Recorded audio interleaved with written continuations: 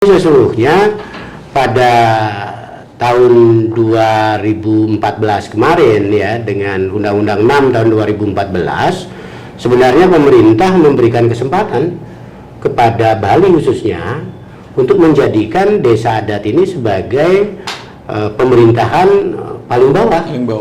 Ya.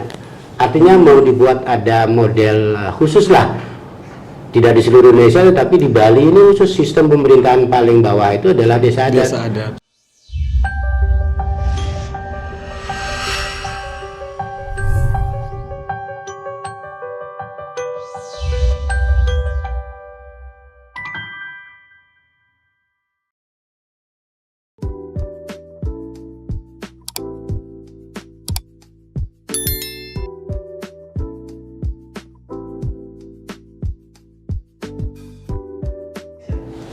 Om Swastiastu.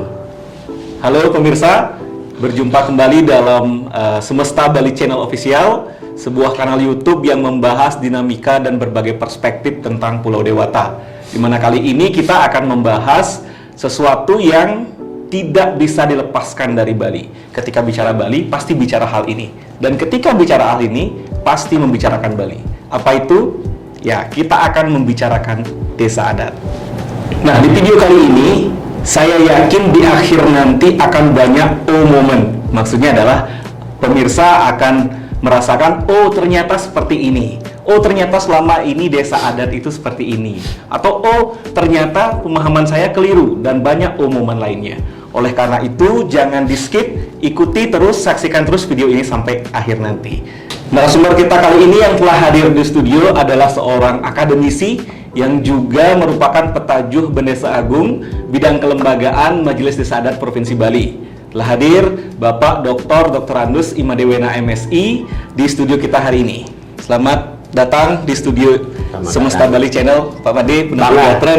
Becik, berkesempatan mampir ke studio ya. Terima kasih sekali sudah meluangkan waktu Niki. Kali ini kita akan membicarakan tentang desa adat, Pak Made. Sementara pertanyaan yang paling umum sekali yang biasanya muncul di masyarakat, tapi sebenarnya yang membedakan desa adat nikah dengan desa dinas. Jadi Bali memang kita saat ini mengenal dua desa yang disebut sering ya. Oh ini desa adat, oh ini desa dinas gitu. Tetapi sesungguhnya ya sama-sama desa kan gitu. Ya. Nah, desa adat itu adalah desa yang sesungguhnya sudah ada sejak dulu, sejak sebelum bangsa ini merdeka. Nah, dia sudah ada itu. Sementara desa dinas itu adalah desa yang menurut kita adalah adanya setelah kemerdekaan ini. Ya, yang fungsinya adalah desa dinas itu merupakan kepanjangan sistem pemerintahan dari negara kita ini. Itulah sistem pemerintahan negara Kesatuan Republik Indonesia yang ada paling bawah. Sementara desa adat sendiri ya bukan merupakan struktur pemerintahan langsung dari negara Kesatuan Republik Indonesia ini. Nah ini yang ditunjukkan karena persepsi masyarakat kayak dinas ya udah pemerintah. Adat ya adat istiadat kita kan gitu. Nah tetapi di dalam faktanya gitu ada di desa itu satu desa adat berada dalam satu desa dinas. Ada juga dua desa adat berada dalam satu desa dinas. Bahkan ada sebaliknya juga, dua desa dinas ada dalam satu desa adat. Artinya tidak seragam. Tidak seragam.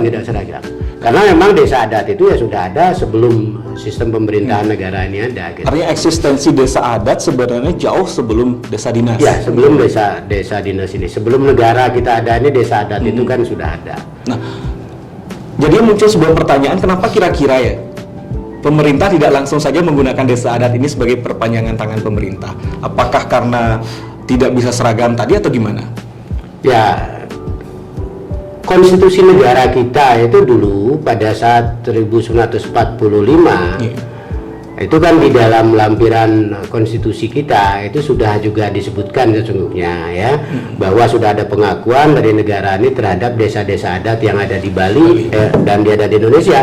Itu kalau nggak salah jumlahnya 250 sistem pemerintahan adat yang ada di Indonesia gitu kan, termasuk Bali salah satunya. Tetapi ini memang tidak dijadikan bagian pemerintahan di paling bawah karena memang satu sama lain memiliki karakter yang berbeda. Orang sistem adat di Bali dengan sistem adat di Jawa dengan di Kalimantan juga berbeda. Ini kan sulit ya dijadikan sebuah sistem. Tetapi sesungguhnya pada tahun 2014 kemarin ya, dengan Undang-Undang 6 tahun 2014, sebenarnya pemerintah memberikan kesempatan kepada Bali khususnya untuk menjadikan desa adat ini sebagai pemerintahan paling bawah. Paling bawah. Ya. Artinya mau dibuat ada model khusus lah, tidak di seluruh Indonesia tetapi di Bali ini khusus sistem pemerintahan paling bawah itu adalah desa adat. Sehingga tidak ada lagi matahari kembar di desa gitu kan. Sehingga cukup desa adat, tetapi sayangnya juga pada saat itu kita sendiri belum memiliki pemahaman yang sama, sehingga pada akhirnya ya undang-undang itu nggak bisa diimplementasikan di Bali. Sehingga masih tetaplah desa adat masih ada, desa dinas masih ada gitu kan. Ya meskipun harapan kita kan tetap bisa berjalan beriringan keduanya, Pak. Ya, tentu kita berharap semuanya bisa berjalan beriringan gitu kan. Tetapi kalau memang bisa jadi satu kan, kenapa tidak? Gitu. Tetapi itu sudah sebuah cita, makanya jalan tengah untuk implementasi daripada desa adat di Bali itu, maka lahirlah Peraturan Daerah Provinsi Bali nomor 4 tahun 2019 tentang desa adat di Bali. Ini ada kata di Balinya karena di Undang-Undang 6 2014 negara ini sudah memberikan kesempatan bahwa sistem pemerintahan paling bawah itu desa atau desa adat. Baik. Nah, tetapi Perda ini khusus mengatur desa adat di yang Bali. ada di Bali. Nah, karena memang desa adat di Bali itu spesifik dibandingkan dengan adat-adat yang ada di luar Bali. Gitu. Nah itu yang menarik Pak Made. Apa spesifiknya desa adat di Bali dengan yang lain? Kita nggak bahas yang lain lah dulu ya. Kita bahas yang khusus ada di Bali nih. Apa sebenarnya mungkin bisa disebut keunikan atau apa tentang desa adat di Bali, Pak Made? Oke, gini, desa adat di Bali kalau dia lihat per definisi ya, yang didefinisikan di Perda 4 2019. Bahwa desa adat itu adalah kesatuan masyarakat hukum adat. Ya, kesatuan masyarakat hukum adat yang ada di Bali ini yang sudah ada dari turun-temurun dan berada di dalam satu ikatan tempat suci, kayangan 3 ataupun kayangan desa. Nah, ini yang anunya berbeda dengan adat-adat yang ada di luar Bali yang tidak terikat dengan tempat ibadah tadi. Tempat ibadah ya. Ini yang salah satu mencirikan desa adat di Bali. Dan inilah kekuatan dari desa adat yang di Bali. Nanti kaitannya ada rohnya. Rohnya adalah agama itu. Yang sekarang orang bilang agama ya. Rohnya dari desa adat itu agama. Gitu. Itulah yang ini sebenarnya menjadi roh dan juga sekaligus pengikat dari desa adat, kesatuan masyarakat hukum adat ini. Hukum adat ini. Nah, tetapi bagaimana tempat ibadah ini mengikat? Ini juga satu desa adat di Bali dengan desa adat yang lainnya berbeda, memiliki juga keunikan yang berbeda gitu. Tidak bisa kita bersamakan. Nah, dari seluruh desa adat yang ada di Bali, kalau kita mau klasifikasikan gitu, secara garis besar bisa kita klasifikasikan ada 2 klasifikasi desa adat. Pertama adalah desa adat tua, dan yang kedua adalah desa adat anyar. Sebentar Pak Made, misalnya dari seluruh desa adat yang ada di Bali, sebenarnya jumlah desa adat di Bali berapa sih Pak Made? Saat ini yang menjadi lampiran Perda 4 2019 itu ada 1493. 1493. Yang itu ada itu yang sudah ada di lampiran, meskipun dalam faktanya masih ada beberapa desa adat yang belum termasuk, belum terregistrasi, belum menjadikan bagian dari lampiran ini. Nah, anggap yang sudah termasuk itu diklasifikasikan menjadi secara besar ada 2, anyar dan desa tua. anyar dan tua. Iya. Nah, yang kemudian tua sendiri, desa adat tua sendiri juga dibagi menjadi dua. Ada desa adat tua Bali Age Nggih. dan ada desa adat tua Bali Aponage. Itu untuk desa adat tua. Desa adat tuanya. Sementara desa adat anyar ini juga kita sementara klasifikasikan menjadi dua. Desa adat anyar itu sendiri dan yang terakhir desa adat pemekaran gitu. Oh, jadi kalau misalnya kita ini ada 4 Ya, kalau kita klasifikasi. gabungkan ya ada 4 lah. Desa adat tua Bali Age, desa adat tua Baponage, desa adat anyar, desa adat Pirak Pemekaran. Nah, Dan ini masing-masing tidak bisa dibersamakan karena memang dia berbeda gitu. ya tentu karena diklasifikasikan menjadi 4 ya karena memang tidak Karena sama. ya, karena memang tidak sama. Apa yang menjadi ciri pokok? Nah, maksudnya gini, indikator yang bisa membuat itu berbeda Ya. antara desa adat satu dengan desa adat lain, Pak Wadi. Ya, begini. Ini yang pertama yang kita pahami bersama dari 1493 desa adat yang sudah ada itu tidak sama. Terklasifikasi menjadi 4 tadi. Oleh karena itu pertama saya juga minta masyarakat kita di Bali ya, utamanya Krama Bali dan para warga masyarakat yang lainnya juga. Mari kita pahami dulu bahwa desa adat itu berbeda, sehingga kita tidak nanti mengomentari suatu masalah itu dengan satu persepsi sama, kan menjadi keliru kita. Yang sudah berbeda kita pahami, sehingga kita akan bisa memberikan respon terhadap perbedaan itu. Tidak kita menjadikan sama. Nah, pertanyaan tadi, apa indikator kita agar kita bisa mengklasifikasikan desa kita kemana gitu? Ya, karena banyak juga para bendesa adat, para kelian desa adat yang selama ini begitu saya tanya, ini desa Bapak desa tua apa desa anyar? Malah mereka bertanya, bingung nih kalau saya bingung ini. Ini saya desa saya nggak tahu. Yang jelas dia jawab, desa adat saya sudah ada sejak dulu. Semua juga ada sejak dulu. Kalau dijawab nanti kan semua juga sudah ada sejak dulu gitu. Nah, gitu. Sehingga pengklasifikasian ini bukan menjawab pertanyaan sudah ada sejak dulu, ya. Tetapi semua yang ada sejak dulu itu kita batasi juga dulunya kapan kan gitu kan. Ada rentang waktu. Ada rentang waktu. Nah, sehingga rentang waktu yang kita gunakan selama ini untuk mengklasifikasikan itu antara tua dan anyarnya adalah dampak daripada pengaruh kebijakan Paruman Samuan 3 konsep pembukuturan. Ini adalah garis pemisah yang anunya, meskipun tidak pas pada saat itu sekali kan gitu kan. Tetapi ini artinya desa adat tua itu adalah desa adat yang sudah ada sesungguhnya sebelum munculnya konsep Kayangan 3 sebagai rohnya desa adat tadi. Sementara desa adat anyar adalah desa adat yang muncul pasca adanya Samuan 3. Ini salah satu anunya dulu, garis pembatas, pembatas dulu, meskipun tidak pas tahun itu sekali. Nah, dampak dari itu kan. Nah, kemudian setelah kita tahu itu, kita akan coba lihat indikator yang bisa membedakan. Yang nyata kita lihat sekarang. Yang bisa kita lihat sekarang. Tetapi begini, ada juga yang sering bertanya begini kepada saya, juga ada bertanya, ada bukti tulisnya enggak? Kan sering ada orang bertanya begitu. Ada bukti tulisnya enggak? Ya, kalau ditanya saya begitu, kalau misalnya ditanya ada bukti tulisnya atau tidak, ya kembali orang tua kita sejak kapan bisa menulis kan gitu kan. Tapi minimal ada bukti petunjuknya enggak? Kalau saya yang mending ada bukti yang bisa kita jadikan bukti petunjuk.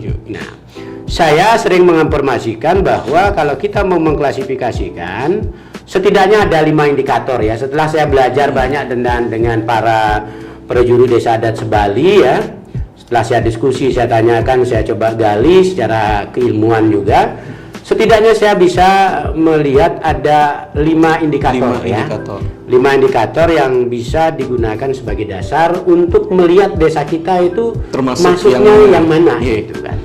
Masuknya yang mana? 5 indikator itu, yang pertama adalah terkait dengan parahyangan desa adat. Parahyangan itu yang pertama. Seberapa desa adat itu memiliki tempat ibadah atau seberapa desa adat itu memiliki pura gitulah. Jumlah nih Ki. Jumlah. Ya, kita bicara jumlah. Nah, umumnya desa adat tua itu memiliki pekayangan desa itu lebih dari 3. Artinya di luar kayangan 3 dia punya lagi. Ya. Karena kan ini kita membatasnya tadi. Ya. Karena ini terjadi ini terjadi ya. Nah, kalau ditanyakan tadi gitu kan, tanyakan tadi. Sehingga desa adat itu akan memiliki lebihnya berapa gitu. Ada yang 5, ada yang 9, ada yang 17, ada yang 33. Lebihnya. 3 lebihnya. Iya. Artinya kalau misalnya 33 ditambah 3 konsep kayak 30. Kalau dia 5 ditambah 3. Tambah 3. Kalau dia ada 9 tambah 3 lagi. Nah, kenapa kemudian 5, kenapa kemudian 9, kenapa kemudian 17, kenapa 33? Nah, ini kaitannya dengan pengidar buana gitu. Yang tambah hanya 5 itu, setelah saya coba diskusi dengan beberapa desa adat tua yang begitu, dia punya tempat ibadah 1 di tengah. Kepercayaan, dan kemudian ada 4 ngidar buana. Ngidar buananya. Artinya keyakinan kita terkait dengan pengidar buana. Penjuru mata angin. Ya, penjuru mata angin, timur, selatan, barat, utara, taru tengah. Nah, ini Ragama Caru juga kan sering ngomong kober itu. Ini kaitannya dengan pura juga. Pura di tengah sering disebut pura penataran, pura dalam suci, dalam apa namanya? Ini tempat penyembahan siwa. Ini 4-nya ngidar. Ada yang 1 di tengah 8 ngidar. 8 ngidar. Ada yang 1 di tengah 16 ngidar. Ada yang 1 di tengah 32 ngidar. Nah, kalau yang 5 itu bisa kita ceritakan seperti tadi, ada timur, selatan, barat, utara, tengah. Nah, begitu pula dengan yang 9. Kan ada penjuru mata anginnya. Nah, yang 16. Yang 16 itu juga kan 8 arah mata angin. Dia itu menyebutkan, kadang-kadang ada menyebutkan penyirang katanya. Yang sama juga yang 33 tadi kita bicara, 1 di tengah kan 32 itu kan kelipatan 4 dari 8 ya. Ini disebut penyirang gitu oleh. Jadi tetap dasar konsepnya itu adalah penjuru mata angin. Iya, dasar konsepnya penjuru mata angin, karena keyakinan tua kita dulu, orang-orang tua ini kan tempatnya itu sendiri terlindungi oleh alam, dilindungi oleh orang oleh ide betara gitu lah ya, dari seluruh arah mata angin. Yang masing-masing dibuatkan pura. Yang masing-masing dibuatkan pura. Yang kemudian kalau kita lebih banyak lagi kita bicara pengurip apa dan sebagainya kan itu ya. Nah, itu ciri yang pertama. Sehingga kalau mau melihat itu, lihatlah desa saudara gitu kan. Iya, kalau misalnya di desa kalau hanya kayangan 3 saja ya sudah termasuk itu. Anyar lah itu artinya. Ya. Nah, kalian ditanyakan apakah ada tulis? Ya, tulisnya nggak ada, tetapi itulah bukti petunjuk. Karena nggak mungkin orang bangun pura baru lagi kan gitu kan. Tetapi keyakinan kita nggak mungkin juga orang akan nyapuh pura yang sudah ada kan gitu. Nah, Pak Made, saat ini ada nggak masih desa tua yang memiliki 33 itu? Ya, selama ini saya informasikan ya, ada desa yang memiliki desa pura 5 ada. Nah, yang 33 itu ya teman kita di Tenganan Pegeringsingan. 33. Ya. Kalau itu dibagi setahun Pak Made, tiap minggu kita udahan ya. Saya aja ya, saya sendiri dari Desa Adat Kutuh ya, Kuta Selatan, Bandung. Saya di samping kayangan 3 masih tambah 9. 1 di tengah dan 8 pengidar. Memang kalau jadi bendesa di Desa Adat Kutuh itu ya udangnya itu nggak pernah. Karena memang setiap bulan itu ada. Ada, iya benar. Ya, setiap sasi itu kan pasti ada. Akan ada apa lagi kemudian kita punya pura-pura yang swagina yang baru yang juga harus kita sembah gitu kan, kita akan lebih. Tetapi yang dasar sekali itu ya jumlahnya 3 tambah 9. Itu sudah tidak pasti. Pernah, itu pasti. Kalau lain lagi, kalau punya pasar lain lagi kan, kalau punya kawasan lagi kan lain lagi itu ya. Itu semua desa ada gitu kan. Nanti adik-adik atau keramo yang sama lihatlah desa kita. Sehingga jangan berpikir desa lain itu juga hanya punya kayangan 3 gitu. Pikirlah desa yang lain punya periangan tanggung jawab desa, ada yang 8, ada yang 17 tambah 3, ada yang 9 tambah 3 dan seterusnya. Artinya sederhananya gini Pak Made, tiang yang desa ada tiang yungsung 3 pura tidak boleh menganggap beban kita sama dengan Nah, kita yang itu. punya pura 33+3 Nggak nih kan. boleh. Menyatakan berat kita hanya 3 aja sudah bilang berat gitu kan. Oke. Sementara yang punya 9 tambah 3. Nah, itu dilihat dari ciri satu masalah Baru satu periangan indikator, ya. Silakan Keramo Sami bisa melihat desanya sendiri gitu kan. Syarat yang kedua, indikator kedua kita bisa lihat adalah dari wewidangan atau paling tidak dari tanah desa yang dimiliki oleh desa adat. Luasannya atau napinya nih? Luas yang lebih banyak adalah kepemilikan. Ya, kita bicara lebih banyak kepemilikan ya. Karena itu yang sedari awal. Kepemilikan terhadap tanah wewidangan di wewidangan desa adat. Karena kalau di wewidangan desa adat tanah yang dimiliki itu kan kalau secara umum kan bisa dibagi dua. Ada tanah milik desanya dan kemudian ada tanah milik masyarakat kan gitu kan. Secara besarnya itu. Tetapi sekarang kita lihat tanah yang dimiliki oleh desa adat itu yang seperti apa. Nah, tanah yang dimiliki oleh desa adat yang utuh sesungguhnya dia punya paling tidak 5 klasifikasi tanah. Desa adat tua gitu. Desa adat yang jangkep yang tua sesungguhnya. Karena yang baru bisa jadi nggak punya gitu kan. Ada minimal ada ya, 5. minimal ada 5 sesungguhnya klasifikasi idealnya. Yang pertama adalah tanah pelabuh pura. Tanah pelabuh pura. Artinya banyak punya pura, pasti banyak punya pelabuh pura gitu kan. 33 banyak 33 kan gitu. 17 dia punya, 17 punya kan gitu kan. Karena ini konsep orang tua sangat luar biasa itu. Nah, definisi pelabuh pura itu adalah pelembahan, labo adalah keuntungan pura, sehingga pelabuh pura itu adalah tanah yang mesti dikelola agar dapat keuntungan digunakan untuk di pura. Kan luar biasa itu. Iya, nikah yang Pak Made sebutkan tadi sebenarnya luar biasa Luar biasa kita bukan disediakan pura tetapi kemudian jadi beban enggak. Ini pura, ini adalah ini adalah pelabuhnya. Kelolalah pelabuh ini agar mendapat keuntungannya kamu gunakan untuk puja wali kan gitu kan. Kan enggak perlu keluar iuran. Enggak keluar ibaratnya gini niki pura, niki anggen, pelabone niki kelola pangdan ning nang besuang pipis. Nah, itu ya. Visioner sekali sebenarnya. Visioner orang tua kita. Yang kedua adalah ada yang disebut dengan karang ayahan desa.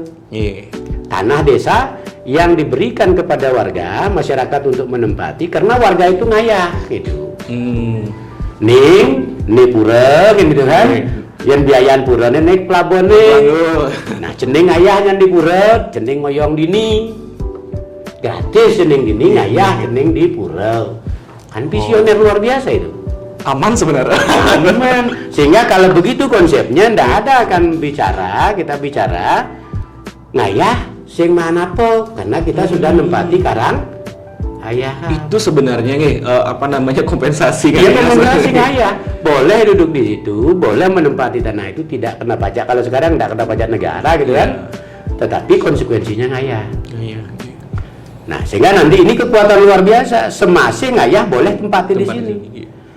Maka kalau misalnya tidak ngayah ya harus keluar dari tempat itu. Karang ayahan itu kan. Nah, sehingga banyak kasus juga terkait dengan ada kadang-kadang karena pindah agama maka dia suruh keluar kan gitu kan. Ya, karena nggak bisa ngayah lagi ya sudah. Ya, nikah jadinya rentetannya. Sehingga jangan sampai kemudian masyarakat kalau desa adat anyar memang tidak cukup punya ada karang ayahan gitu. Ya, kalau yang desa adat anyar bahkan pelabuh puranya sudah sedikit, karang ayahnya nggak ada gitu kan. Ya niki kan menjadi beban tiang ayah yang mana po gitu kan. Tetapi kalau orang desa adat tua yang ayah menempati karang ayahan gitu kan. Nah, itulah kompensasi ya. Itu anunya. Kemudian yang ketiga ada yang disebut dengan pekarangan desa. Pekarangan desa itu adalah tanah yang di desa tetapi tidak ditempati oleh warga tetapi sebagai fasilitas umum. Misalnya biasanya ada yang digunakan untuk lapangan, pasar gitu. Nikah pekarangan desa. Nah, nikah pekarangan desa tidak ditempati oleh Keramo tetapi merupakan fasilitas umumnya. Nah, kan pintar sekali juga orang tua kita dulu kan. Mungkin juga konsep pasos pasum sekarang kan iya, yang begitu lah ya. Konsep pasos pasum itu dulu sudah didesain begitu. Dengan karang sikut satanya ini atau sikut domanya ini sementara ini adalah untuk pasumnya. Nah, orang tua kita lebih dulu, jangan kita berbicara sekarang kita pinter gitu kan. Itu orang Soalnya kita tua. hanya mengcopy paste pola mereka. Nah, kemudian yang berikutnya Keempat. ada juga karang bukti. Iya. Nah, karang bukti ini adalah sebenarnya tanah yang diperuntukkan kepada perjuru desa adat. Gajih nih ini orang desa adat nih. Yang di Jawa jadi ini orang tanah bengkok gitu. Iya. Di Bali itu sebenarnya karang bukti. Karang bukti. Itulah bukti dia jadi perjuru dan masih ada beberapa desa di Bali itu masih aman gitu karang Artinya buktinya. ketika seorang menjabat sebagai perjuru, Ya, dia menempati itu. menempatinya ke Menempati itu dia olah itu hasilnya untuk dia. Itulah gajinya mereka sesungguhnya. setelah misalnya tidak menjabat lagi, ini kan Ya dikembalikan ke desa. Oh, gitu. Karena itu kan yang jala zaman jadi gaji. Gaji. Swadikara hak yang dia dapat itu untuk ngelola itu. Karena dia menjabat sebagai perjuru. Iya. Gitu. Itu ada di beberapa desa itu masih. Bahkan Sampai saat ada ini. ada kemarin saya ketemu dengan salah satu perjuru. Jadi ada dit yang sudah di perjuru. Nah, karena ini desa tua kan. Iya. Saya tanya, "Lah karang bukti kudu ada." Kudu 3 hektar. Hah? Ya men tadi sudah dia diulang karang bukti 3 hektar gitu. Saya nggak disuruh perjuru tapi sama-sama dalam bukti. Nah itu karang bukti ya. Oke, yang- Nah, tetapi bisa jadi dengan sistem pemerintahan yang ada mungkin juga tidak semua masih gitu kan gitu kan. Iya. Dan kemudian yang terakhir ada yang disebut dengan karang umo desa. Karang umo desa ini karang puponan desa adalah tanah yang milik desa yang kemudian bisa diolah oleh desa, hasilnya adalah untuk kesejahteraan masyarakat desanya. Masyarakat yang bentuknya apa biasanya, Pak? Karang namanya kan karang umum ada abian Tegal gitu Oh, kan. gitu. Nah kalau itu zaman dulu kita bicara, kalau zaman sekarang kan bisa dirubah jadi bisnis pariwisata, bisa Oh, jadi minimarket. Tapi itu bisa- milik desa. Itu milik desa. Hasilnya masuk ke desa ya untuk kesejahteraan Kesejahteraan bersama. masyarakat. Sehingga ada desa di Bali ini ya, ada desa dibagi bagaimana dia mengelola karang umum desanya. Iya. Ada dengan dia menyerahkan dalam bentuk hasil panen, tetapi ada juga dia membayar upeti ke desa. Bahkan ada desa yang setiap bulan bisa dapat bagian beras itu 200 kg, bayangin. Itu dari Karang Uma Desa. Dari karang umum desa. Iya. Setiap bulan dapat 200 setiap kakak gimana kan? Bayangkan ketika konsep itu masih jangkep sampai sekarang ya. Yang begitu itu ya. Tetapi Iya. ada juga yang enggak Yang kan tidak, gitu. gitu. Karena Seperti- kemarin saya dapat informasi dari yang bersangkutan juga selama pandemi Covid ini ya juga yang dulunya dapat 200 dapat 100 kilo per bulan kan lumayan. Iya. Ya, kemudian kalau ada kasih bantuan yang lainnya 5 kg ya. Tapi kembali ke konsep tadi, Pak. Nah. Made, kita tidak bisa menyamakan Ya, tidak yang bisa disebut dengan menyamakan. yang lain kan. Nah, ini adalah perubahan itu kan akibat terjadi perubahan sistem ketatanegaraan pemerintahan Iya. kita. Tetapi desa yang masih utuh ya begitu sebenarnya Begitu gitu kan. sebenarnya. Itu ciri yang kedua ya. Iya. Ciri yang ketiga adalah kita lihat dari sisi pawongan. Dari sisi Dari manusianya keramonya, di sini, dari Pak. sisi manusianya. Mm-mm. Nah, kalau dari sisi manusianya, desa adat tua itu umumnya dia bersifat homogen. Ya, dia Oke. bersifat homogen. Nah, tetapi kalau desa adat anyar itu sudah heterogen. Kita berbicara masalah catur wangsa gitu kan, ya. Homogennya itu Ya, dari homogennya wangsa dilihat ini. catur wangsa itu ya. Kalau yang desa adat tua, yang wad itu ya tidak ada triwangsanya umumnya, tetapi kalau desa adat anyar itu sudah lebih heterogen. Itu salah satu Indikator. ciri indikator yang selama ini saya selalu komunikasi dengan prajuritnya, saya tanyakan, Mbak, oh benar. Tetapi kalaupun ada kemudian 1-2 desa adat yang kemudian menjadi agak heterogen, Iya. tetapi status keramonya itu berbeda. Tidak keramo wad, tetapi dia bisa keramo sampingan, bisa dia juga keramo pegandan gitu. Iya. Itu berbeda posisi. Artinya yang homogen itu kramowatnya. Ya, yang homogen itu keramo wadnya. Ya, keramo wadnya itu. Sehingga nanti bisa dilihat dari sisi homogenitas keramo kita, apakah masuknya di situ. Yang keempat adalah kaitan dengan penanggalan kalender ini. Kalender. Nah, kalender karena desa adat itu sebagai sebuah otonom gitu, bagaimana dia mengelola desanya, sehingga desa-desa adat yang tua dulu juga punya kalender, punya penanggalan khusus ya. Yang kita pahami 35 hari itu atau ada beda lagi, Pak? Ya, penanggalannya dia, penanggalan kita lihat, kalau penanggalan dengan dewasa ini kan berbeda ya. Oh, iya. Kalau kita bicara penanggalan, umumnya penanggalan itu menggunakan dasar bulan ya, sasih, artinya peredaran bulan ya. Iya. Sehingga bicara bulan mati dan bulan hidup gitu kan, bicara purnama tilam, itu larinya sasih. Umumnya desa adat yang saya ajak diskusi, yang punya kalender itu larinya situ. Cuman cara perhitungannya bisa berbeda. Cara perhitungannya berbeda, perhitungan model kalender Warsa Saka kita yang sekarang ya dengan kalendernya mereka ini bisa berbeda perhitungannya. Sehingga saya pertama kali juga saya sempat keterkejut ada di salah satu desa itu, jadi kalau mau ke sini nanti kalau ada upacara khusus purnama temu tilem, nah tatkala purnama temu tilem miring beriki dan upacara khusus. Adanya kan bingung juga nih. Ceritanya ini kan purnama kok bisa nemu tilam kan gitu kan. Nah, ternyata setelah kita diskusi, purnamanya itu bisa saja kalender penanggalan Isaka Warsa. Sementara yang kita tilamnya yang kita umumnya ketahui, sementara tilamnya adalah penanggalan mereka.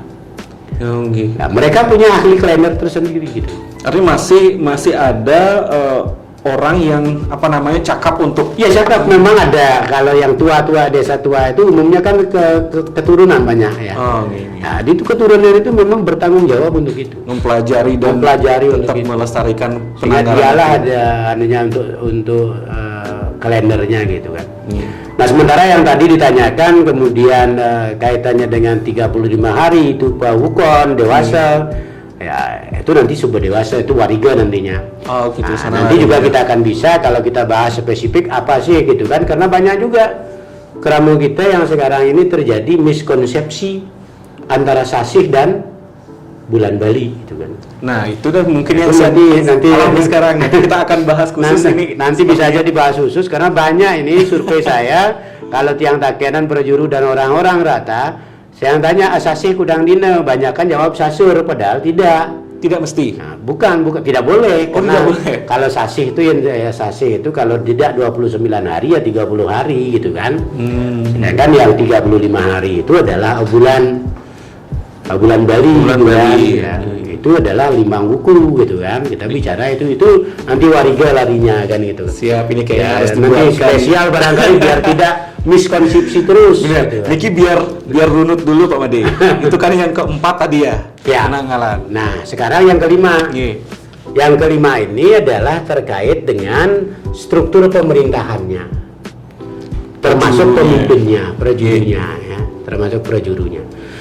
Nah, inilah yang justru menjadi sesuatu yang selama ini gitu kan menjadi trending juga terkait dengan ngadakan prajuru gitu kan. Tapi kalau masalah itu sudah. Nah, ini ngadakan prajuru. Nah, ngadakan prajuru ini menjadi problem, menjadi beberapa permasalahan di beberapa desa adat menjadi masalah karena ya salah satunya itu dia tidak memiliki pemahaman terhadap perbedaan desa. Nah, sehingga menjadikan dikira sama aja gitu kan. Yang prajuru ini bisa kita lihat begini. Yang bisa dilihat dari dua sisi ya. Dari sisi penyebutan dan dari sisi tata cara ngadagan. Nah, kan bisa dilihat dari sisi penyebutan dan dilihat dari tata cara untuk diangkatnya mengangkat menetapkan ini. Yang pertama kita lihat dari sisi tata cara. Kalau desa adat tua Baliage ini umumnya tata cara pengangkatan pemimpin desa ini disebut dengan tata cara ngeririk berurutan. Ya, nyorog, ngeririk, nyorog gitu. Dia berurutan. Yang di pegawai negeri biasanya daftar urut ke pangkatan. Nah, kan gitu. Siapa yang lebih dulu menikah itu yang berada di atasnya, kemudian yang berikutnya di bawahnya dan demikian seterusnya. Nah, ini ngelirik kalau yang di atasnya sudah tidak memenuhi syarat lagi sebagai keramu untuk jadi pemimpin, maka ini akan turun, yang di bawahnya naik. Tapi yang jadi dasar acuan adalah menikahnya. Yang jadi dasar itu kan menikah kemudian menjadi mipil gitu kan. Umumnya dia akan menjadi mipil, tercatat gitu kan. Tercatat dia, sehingga ini Tetapi ada juga yang desa-desa kombinasi nanti ngeririknya dia ada juga yang baru saya kemarin dapat informasi temukan ngeririk karang gitu. Oh jadi Nah, sekarang ini sekarang karang diri habis itu tetangga. nanti ke tetangganya ke sini itu ngeririk karang dia. Dari karang ayahan tadi gitu ini kan. kan termasuk yang desa tua tapi ada klasifikasi lain. Dia bisa masuk tua aja, tapi nanti setelah dipahami bisa jadi tuanya adalah tua Bali Apenaga. Apenaga, Nah, ya. itu yang tadi adalah kita sebut dengan desa adat tua Bali Age. Ini adalah dengan cara ngeririk. Ngeririk. Ya, dia dengan cara ngeririk. Nah, kemudian penyebutan namanya pun berbeda-beda. Iya. Ada yang disebut dulu Nandan, dulu Kiwo, dulu Tengen, Kiwo kemudian ada yang disebut juga Tamping Takon, Takin Keke, yang pokoknya namanya aneh-aneh gitu. Tapi itu yang ibaratnya di pucuk pimpinan desa nih, Kak. pucuk pimpinan desa. Yang misalnya kalau sekarang kita kenal dengan bendese. Ya, disetarakan itu kan, makanya Disetarakan. di Perda 4 2019 kan ada Bendesa Adat, garis miring Kelihan Desa Adat, garis miring sebutan lain. Sebutan lainnya. Nah, sebutan lain inilah sesungguhnya menandakan variasi desa. Iya. Dia menandakan variasi desa seperti tadi ya. Nah, kemudian ya tata cara ngadakannya seperti itu. Iya. Dan kemudian yang kedua, dia bisa jadi sifatnya adalah nguluapan gitu. Nguluapan. Gimana nih, Kak? Desa adat tua itu dia ada sifatnya nguluapan. Nguluapan itu ulu di ulu dan Iya. apat itu di bawah dia kan. Nah, sifatnya nguluapan dia sesungguhnya dia satu satuan tugas. Urusan keniskala dia juga, urusan kemasyarakatan dia juga. Ini ulu apat. Tetapi ada juga yang disebut nanti ngulu nyelir, ada juga yang ngulu matok. Gitu. Banyak sekali ya. Jadi istilah-istilah desa adat tua gitu. Istilah-istilah. Nah, tapi ngulu nyelir itu kalau dia sebagai ulu ya, tetapi selim gitu. Artinya tidak Tidak mokok, tapi pokok. cadangan. Iya. Nah, dia cadangan. Kalau ngulu matok dia ya patok dia sebagai dulu. Nah, itu berbagai variasi sesungguhnya di desa. Penyebutan dan tata cara ngadakan. Ya. Gitu. Nah, kemudian yang kalau desa adat Anyar. tua Bali Apenaga Apenaga. dulu, ya. Nah, Bali Apenaga ini umumnya adalah saketurunan. Dia adalah saketurunan. Iya. Kalau enggak saketurunan dia ada juga bisa berprosesi nyanyan gitu. Tapi kalau begitu nyanyan larinya ke saketurunan juga kadang-kadang gitu. Artinya sistemnya Saketurunan ya. ke anaknya Ya, kan. enggak, seketurunan ini setelah saya pahami lebih banyak, sesungguhnya kan larinya adalah keseturunan terah klan. Oh iya. Dia larinya klan. Kalau tadi ke anak ya kan pada akhirnya dari dulu kan jadi Iya, akhirnya klan, keluarga ya itu terus kan gitu ya. Kan bukan kalau bukan berarti saya sekarang kemudian harus anak saya enggak, tetapi setelah yang belajar lebih banyak dia larinya adalah ke klan. Oh iya. Kan larinya ke klan. Itu untuk yang desa adat Bali. Desa adat Bali Apenaga. Dia adalah saketurunan, ya lebih banyaknya saketurunan, gitu Iya. kan. Nah, kemudian kalau desa sebutannya gitu, Sebutannya. itu kan tata caranya saketurunan, sebutannya sesungguhnya ada bendesa, bisa disebut bendesa dia, bisa disebut jero pasek dia, bisa disebut jero arya dia, bisa disebut juga jero kebayang. Tergantung keturunannya kan gitu. Iya. Artinya kalau keturunan Pasak disebutnya Mestinya ya, jero Pasak. mestinya jero pasek. Iya. Nah, ini sudah ada beberapa desa adat juga begitu. Ini keturunannya sebutnya jero pasek. Iya. Artinya ada mungkin orang yang akan menyebutkan tiang nak mendue bendesa, tapi tiang mendue jero Oh, Pasak iya. kan jadi. Ada di Beleleng ada tiang tan mendue jero pasek. Dari situ kita bisa tahu Oh, itu adalah Apenaga nih kayaknya. Dia larinya Apenaga. Nah, Kemudian desa kemudian adat. yang berikutnya adalah desa adat Anyar. Oke. Kalau desa adat Anyar ya Pak deh. Nah, kalau desa adat Anyar, yang pertama dilihat dari tata cara ngadegannya. Ya. Semua keramu ngarepnya, Iya. keramu mipilnya memiliki hak yang sama untuk dipilih dan dipilih. Dipilih dan memilih. Nah, dipilih memilih Akhirnya- kecuali memang diatur persyaratan-persyaratan Persyaratan tertentu khusus, gitu kan, persyaratan khususnya. Karena ada desa yang juga ngatur persyaratan khususnya. Misalnya dia umurnya sekian, nah ini juga diatur gitu kan. Pangsing nyenon pas nak muda dari gitu kan, tonen nawang gangin kau nak orang gitu kan. Tapi Dia yang ada jelas pengalaman. tidak ada dasar ririgan. Tidak ngelirik, artinya Siapapun semua punya hak yang Bis- sama iya, gitu kan. iya. Sehingga kalau mau ya silahkan kan gitu kan, siapapun punya hak. Ini kan sudah membedakan.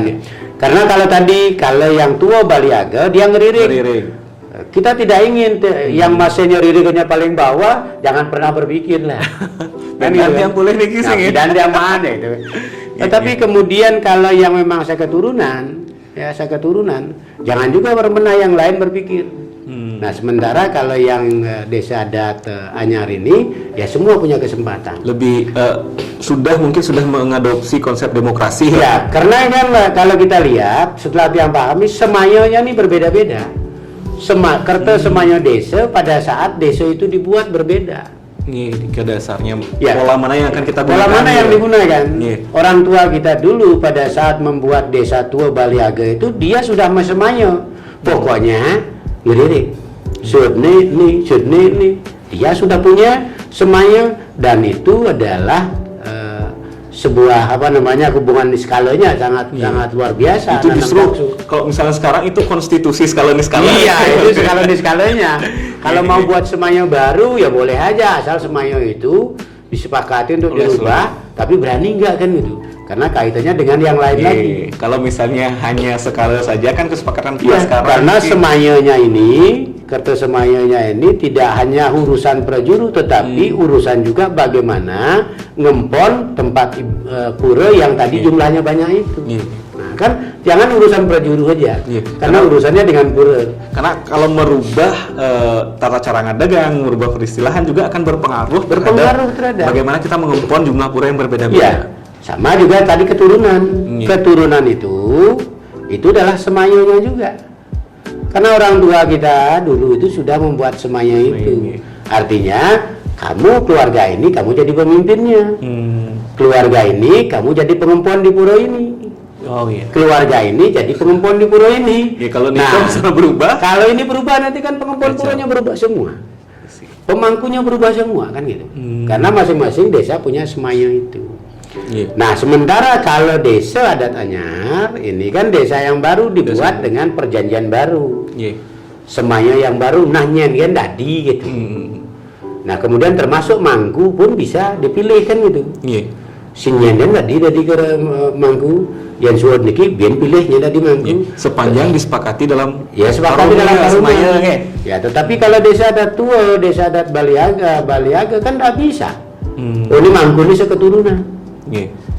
Nah ini yang membedakan. Nah itu kaitannya dengan semayo. Jangan sampai sekarang kita berpikir mengubah semayo itu. Siapa yang berani? Karena ini dampaknya kalau mau merubah satu sisi itu yang sangat berisiko. Tetapi kalau mau merubah tatanan semuanya, barangkali siapa dibuat semayo baru, ya mau nggak gitu kan? Tidak hanya urusan prajurunya, tetapi urus tanggung jawab pura niskalanya. Ini menjadi tanggung jawab juga kan? Karena niki kan kalau diibaratkan ini sudah jadi sebuah sistem. Sebuah sistem. Satu saja komponennya berubah yang lain kan berpengaruh kepada yang lain gitu kan. Ini ke 5 indikator tadi. Kalau kita lihat kan dari awalnya kita mengklasifikasi. Sebelum lanjut sebutannya dulu. Sebutan lagi satu. Tadi sebutannya kalau desa adat Anyar mesti sebutannya lebih idealnya adalah kelian desa. Dia sebutannya kelian desa. Ada yang nyebut kelian ageng, ada yang nyebut kelian desa, kelian agung juga ada. Yang itu setara dengan ya bendesa tadi dengan tamping takon. Yang ini pemucukin desa. Nah ini sebutan sehingga Perda 4 2019 sebenarnya sudah sangat cukup bagus menyatakan mucukin desa itu adalah bendesa garis miring kelian desa garis miring sebutan lain. Semua terakomodir sebenarnya Pak. Sesungguhnya dari situ sudah kita kalau kelian desa desanya Anyar. Kalau bendesa ya desanya Tua Balia Penaga. Kalau desanya sebutan lain ini lebih banyak kelarinya ke desa Tua Baliaga. Nah, tetapi ada juga beberapa desa dia akan berada pada posisi peralihan antara Baliaga dan Balia Penaga. Antara Baliaga dengan Anyar. Ada yang di tengah. Ada yang di tengah itu. Ada juga yang begitu. Sehingga ada di beberapa desa sistemnya model parlementer. Ini sistemnya seperti Ya. Kayak ada raja, kayak ada perdana menteri gitu kan. Ada pemucuknya disebut mungkin bendesa, ada lagi jabatan Ya. lain gitu. Ada yang disebut pemucuknya, dia posisinya bendesa, tetapi kemudian ada penyarikan desa. Tetapi penyarikan desa ini bukan juru tulis. Iya. Tetapi penyarikan desa dia adalah pemucuk operasional pemerintahan desa adat. Iya, kepala negara, kepala pemerintahan. Antara raja dengan nih kepala negara dan kepala pemerintahan, yaitu yang sistem parlementer. Itu yang terjadi pada beberapa desa adat. Beberapa desa peralihan adat, yang ya. terjadi. Nah, kalau contoh aja, kalau kita misalnya selama ini bisa saya sebutkan berdasarkan diskusi dan penetapan desa adat yang tua Baliaga, contohnya Tenganan Pegeringsingan. Oke, yang tua Baliaga. Nah, itu desa tua Baliaga, dia ngelirik gitu. Iya. Sehingga nanti pergantian perjurunya diatur bisa kalau situasi paling cepat itu 4 bulan. Dia 4 bulan. Setiap 4 bulan ganti. Kalau kemungkinan, nah, kan ada yang ririkannya nggak memenuhi syarat ya 4 bulan udah. Ya sekarang misalnya kalau misalnya saya nomor 1 gitu kan, kemudian di bawahnya kalau misalnya saya sudah tidak memenuhi syarat lagi ya, meskipun saya baru 4 bulan, baru 2 bulan menjabat, ya sudah saya logo. Ya salah satunya mungkin ya anak saya nikah, kemudian salah satu dia misalnya istri yang sudah nggak ada gitu kan. Oh, itu menjadi salah satu syarat yang tidak kompeten lah. Tidak memenuhi syarat untuk itu menjabat kan. Sehingga mau tidak mau kan saya harus lepas karena memang begitu nggak bisa kita bertahan. Iya. Itu bagian dari semaya. Itu bagian dari semaya desa gitu kan. Nggak ada yang karena itu semua. Tetapi ada makanya saya tanya di desa Tenganan Pegeringsingan itu juga. Kalau begitu tetapi pernah terjadi yang nomor 1 itu 20 tahun terus. Yang di bawah-bawahnya kan saya. Lalu yang menunjukkan ini justru sampai 20 tahun. Sementara yang di bawahnya terus sering berganti. Jadi ini kan yang kuasa kita nggak bisa. Tidak bisa, memang tidak bisa diseragamkan. Tidak bisa. Nah, itu contoh desa. Kemudian kalau desa adat Bali Apenaga, ya. Bali Apenaga kalau kita lihat di Buleleng, desa adat Tejekule. Itu Bali Apenaga nih. Itu Bali Apenaga di keturunan itu. Kemarin desa adat Tiste juga di Karangasem keturunan. Bahkan ada desa yang di Buleleng itu yang desa Tejekule, ini untuk memenuhi semaya desanya itu. Ada teman kita yang mesti harus jadi pemucuk itu, mesti dia pensiun muda sebagai polisi karena harus memenuhi. Sudah jadi panggilan nih guys. Ya karena itu semayanya. Dia pilih tetap jadi polisi atau mau jadi pemucuk di desa. Ya sudah, karena dia tidak berani, ya sudah pada akhirnya dia pensiun muda untuk mengambil itu. Kalau tidak dijalankan, resikonya besar gitu. Itu desa adat Bali Apenaga. Ya sama juga desa adat Tiste kemarin saya komunikasi ya juga sama gitu. Nah kalau desa adat Anyar, ya ini banyak. Ini mungkin 60% dari 1493 itu desa adat. Hampir 60%. Ya. Artinya juga cukup besar Pak Made yang Bali desa adat Tua dan Apenaga. Iya, desa adat Apenaga dan Baliaga ini besar. Tetapi kembali ada juga yang sudah bergeseran nih kan antara Bali Apenaga dengan Anyar gitu. Karena mungkin persepsinya masa ragu tetap gini gitu. Nah, itu ada bahkan di daerah tertentu di Bali ini, daerah pegunungan Bali, dia selama ini sudah 15 tahun tidak menjalankan kerja semaya desa adat tuanya. Tetapi kemarin setelah diskusi panjang Pak Dianu, dia sudah bilang saya tidak berani lagi. Nikah karena ya kita positif mungkin karena ketidaktahuan atau ya satu ketidaktahuan dengan kerja semaya desanya itu. Tetapi kemudian dia berpikir desa nalen kok mengganti-ganti kok ragu sing. Sempatlah diganti 15 tahun itu. Tetapi apa yang terjadi menurut penuturan mereka, desa itu tidak bisa kerja gitu. Sehingga kemarin setelah kita sarankan karena untuk perubahan, maka dia sekarang menjadi di antara jadinya. Di peralihan ya. Di peralihan. Kalau dia mau kembali total ke desa adat Tua Apenaga, rasanya agak sulit juga gitu. Tetapi kalau dia mengabaikan sepenuhnya konsep Bali Apanaga Bali Apanaga dia juga akan berat, sehingga kemarin dia solusinya dia tetap mendudukkan pemimpin model pola Bali Apanaga, tetapi kemudian dia mengangkat juga prajuru desa adat yang konteksnya adalah desa adat Anyar.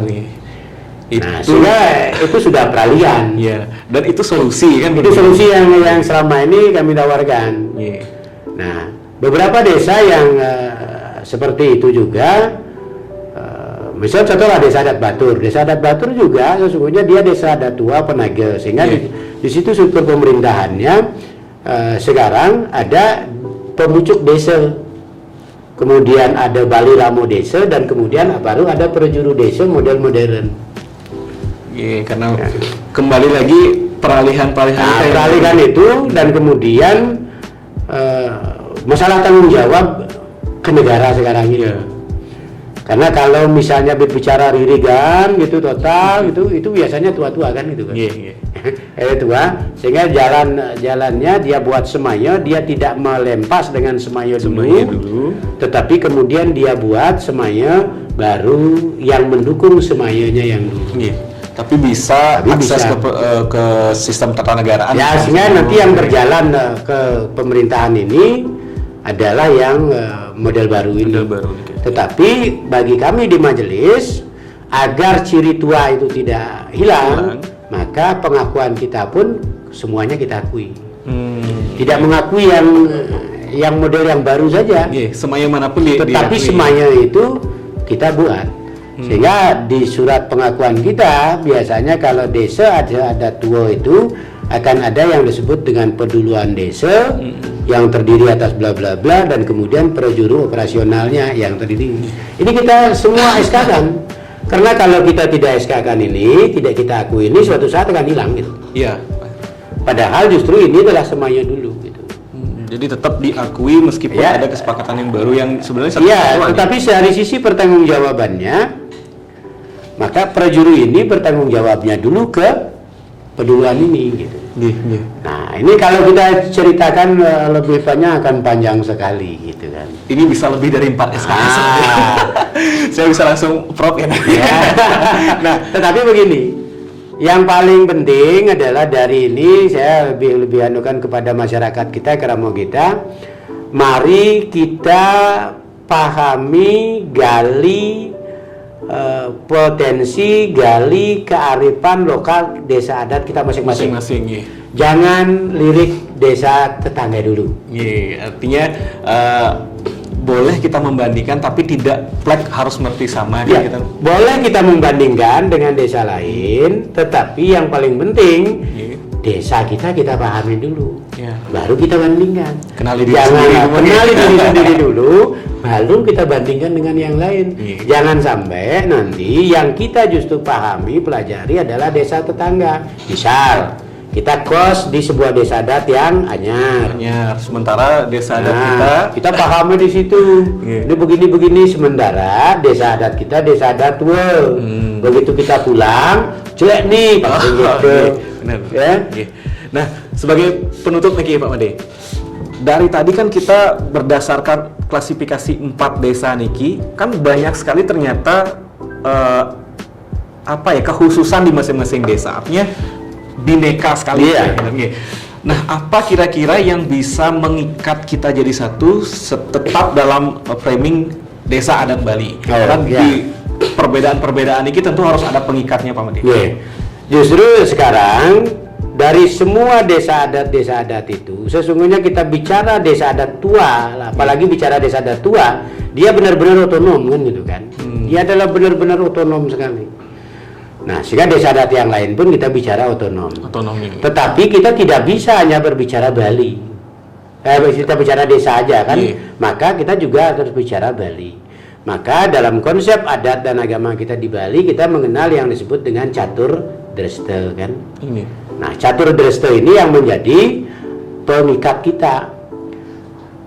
Pertama adalah Purwodresta. Purwodresta itu adalah dresta sejak Bali ini ada gitu.